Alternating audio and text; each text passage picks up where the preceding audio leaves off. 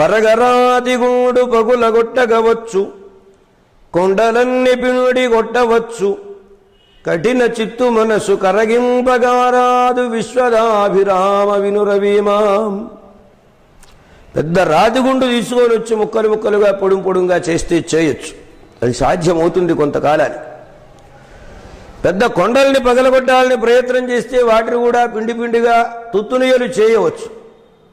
అంతే తప్ప కఠినమైనటువంటి మనస్సు కలిగినటువంటి వాడి మనస్సుని కరిగించడం అనేటువంటిది సాధ్యమవుతుందటయ్యా, సాధ్యం కాదు.